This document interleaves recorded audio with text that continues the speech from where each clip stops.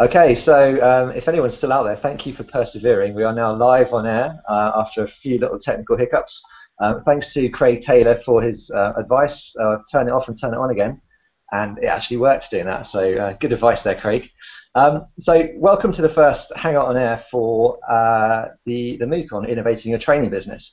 We wanted to include these as part of the course because it adds another sort of interesting kind of content for people to check out, and it's a good way to reflect on some of the things that have been happening in the week before. So each week we're going to invite some people who have been quite active in the MOOC to come in and discuss with us some of the themes and questions that we've seen emerge during the previous week. So this week we are very lucky to have with us Sam Taylor, who is, amongst other things, chair of the e-learning network in the UK, and Ger Driesen as well, all the way from Holland. So I'm going to jump straight in really with the first question, and that was to Sam. So what does innovation look like in L&D to you?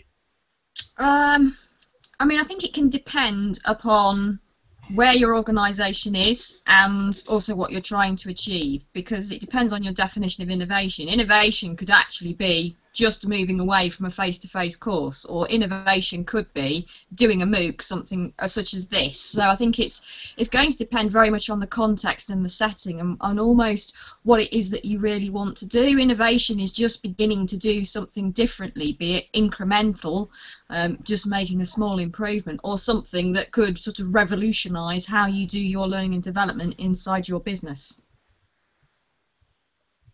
And Ger, how about you? Yes, of the same. Sometimes there are possibilities to do big changes at once, and then you have to have a group of people with the same kind of idea and the same kind of ambition, and they want to rethink the whole situation and say, okay, let's have a fresh look and do it another way around, because there are new opportunities. But lots of the time there's also incremental steps by adding new things step by step, growing over time. So both can be visible. Okay. Martin, do you have anything to add, or any questions on that? No. I think the one thing that strikes me from the first week and a bit of the MOOC is that it's the definition of the word itself has all sorts of connotations, which I think Sam just picked up on there. It's just I think it comes loaded with this idea that some kind of big process or product innovation, new thing is going to happen, when in actual fact it can be very incremental. I mean, one of the participants shared this idea, which I really liked, of meetings being huddles. That in itself, it's just slightly innovating what a meeting is and looks like. That's a tiny process change, but it can have quite a big impact. So, yeah, I think it's quite interesting for people, and what that then means in how you put it into practice. And do you think that L&D as a business function or as a sector is inherently more conservative when it comes to trying new things than other areas of the business? That one to Ger, if you want to start. Oh, it's hard to say, because I think in every business, in every profession, you have a group of people who are very fond of innovation and at the front row trying things, and of course there are also people saying, okay, let's stick to the ways we did it before, and if they are good or good enough, that's just fine. So it's hard to say, I guess. Thank you, Sam. Sam? I mean, I think yes and no. Yeah, I think yes and no in terms of, are L&D inherently more conservative? I think some individuals to do things differently, but I think it also can depend upon your organisation. If you are used to a face-to-face environment and that's all you've ever done, then actually you're very unlikely to really want to radically shake things up, because going into doing something different would be quite scary. But I think then if you look at those organisations where they've begun to make that change and are sort of digital around 70-20-10 even, then actually they begin to make more of those steps towards innovation. And it can even be things where you don't have to, again, you don't have to do something big. You could literally just swap a happy sheet from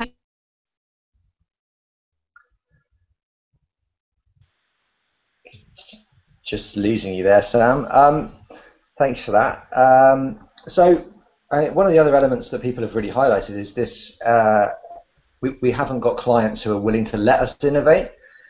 And this seems like a really, really big issue, that people feel they need permission from clients or internal customers to do things differently, to try new things. Do you think this is a fair barrier that we put in front of ourselves? Feel free to jump in, anyone, on that one. Yeah, it depends. If you go the incremental way, then I think they like it. When I talk to my clients, okay, for our next project, I have this and this new ID, and this is how I do want to implement it, and this is what the results might be. Then they often are very positive about it.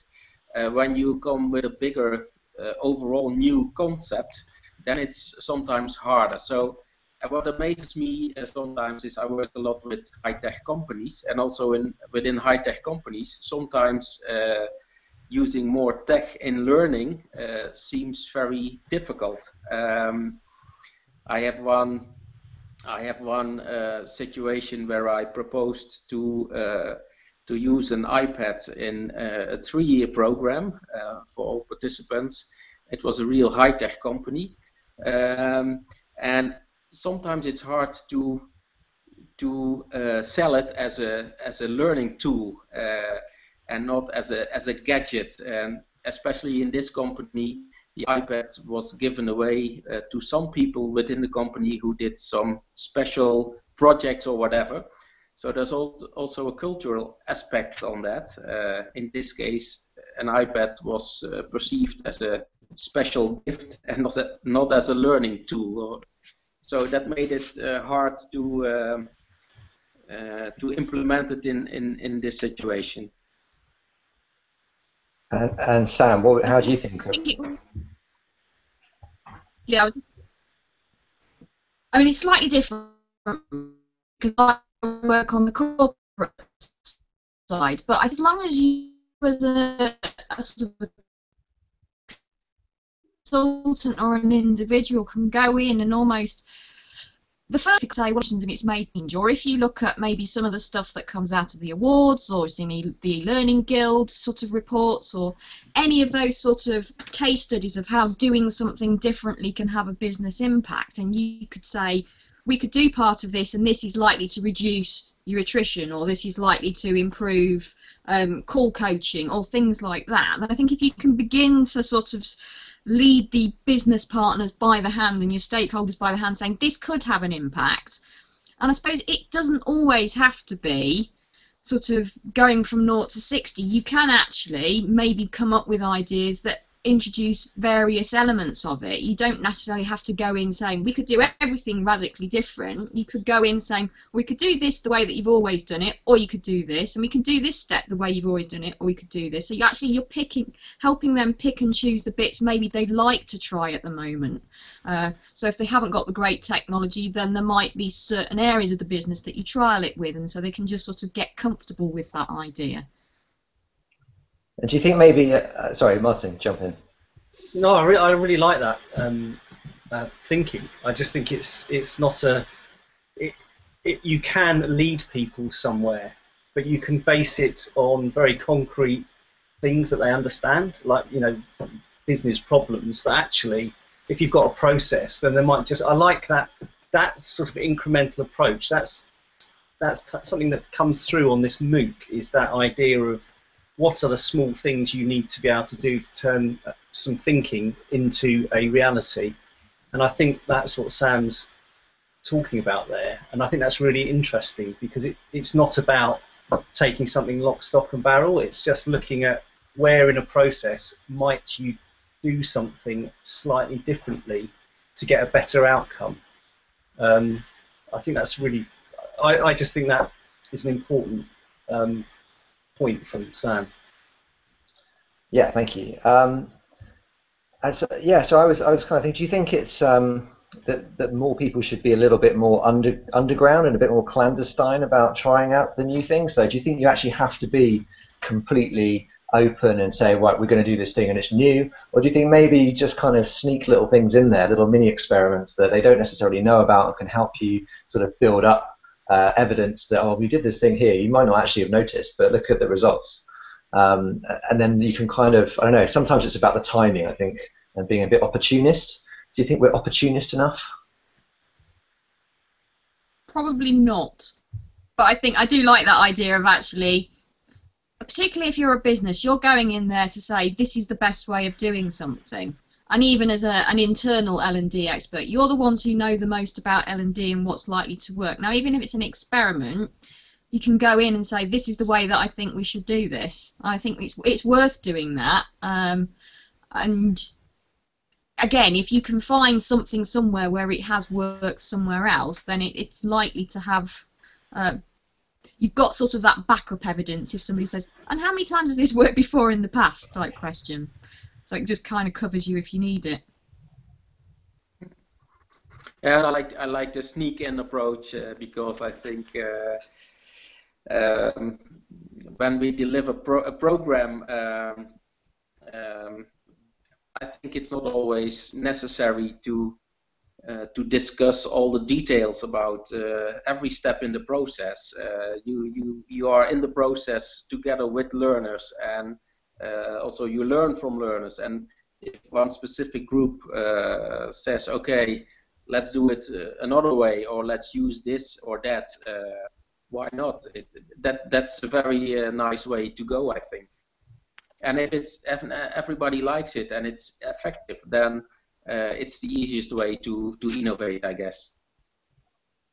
I think my thinking on that, Sam, is that if you, from my experience of the corporate world, I was able to try things out when it was a big organisation, because there's more kind of under the radar space, basically, and you can find it. You can find it in your own team, and you can do stuff at a small scale with a group of people, and that's a great starting point. Now that I'm outside of that, I have a lot of sympathy with the thinking around this idea that you provide a service and a product, and how do you go to a company as a supplier and say, well, I'm going to try and do some under the radar experimenting?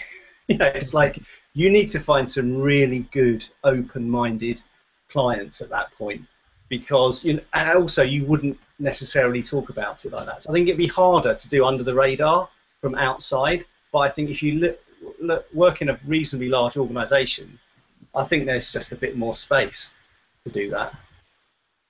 I suppose it depends where you are, doesn't it? I mean, I think because if I was going out, probably more on a sort of a digital learning project, I would tender. So I'm almost asking those suppliers to come up with their ideas of innovation. So I'm almost asking up front, tell me what your wild and wacky ideas are, and I'll see whether or not I like them or not. I think if you're taking that kind of approach, then I think it gives sort of, once you're out there in the consulting world, sort of that opportunity for you to say, this is what it is. Now, you might win some, you might not win some, but at least you can begin to, I suppose, get a feel for which organisations are more likely to go with me, or actually I'm going to play it safe the next time they ask me to do a piece of work. I mean, I think it's, again, I'm going out huge big learning companies to actually tender for the work. So, and again, I'm going out to 4, so there's 3 of them that are always being disappointed by when their ideas come back.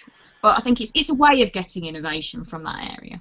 Yeah, I think also, Sam, can I just ask you about that in terms of the risk? Because there seems to be a lot of risk aversion around innovation as well. So when you do that tender process and you've got someone who's offering something that's quite, on the edges of what you might have thought you were going to do, that's going to push you further forward, then that suddenly puts you in that spot as well, doesn't it? You're carrying some risk there. You're being courageous. So how does that work? Yeah. You know, is that yeah? What's I mean, that ultimately, I suppose it comes down to understanding your business well enough to know how far you think you can push it. Yeah. I think that's probably the main thing. I think as someone who's commissioning it, if I get an idea that's so completely off base, I just go, that'll never land, then it's going to be discouraged. But if there's, even when I've had stuff come in that's been sort of a bit out there, if you can see the merit, then you know that you can go back and talk to them. I think it's from an internal L&D perspective, when you're talking to people like you, I suppose it's that, are you the type of person who can sort of see through the proposal and say, I like where you're going, we can't do all of it, but let's dial it back. How can we meet halfway? How can we do some of this? But I don't think we're ready for all of it. I think that's a great place to leave it, actually, as we're coming up to the end of our time. I particularly like that last quote there. So understanding your business so you know how far you can push it. I think that's a key skill for any L&D person that wants to be innovative, definitely. So just to say thank you very much for joining us, and thank you for being patient and getting in there. If you've been watching it, thank you again for joining us too. And we'll be doing this again at some point next week, hopefully a bit more smoothly. Thanks, everybody. Thank you. Bye. Thanks. Bye.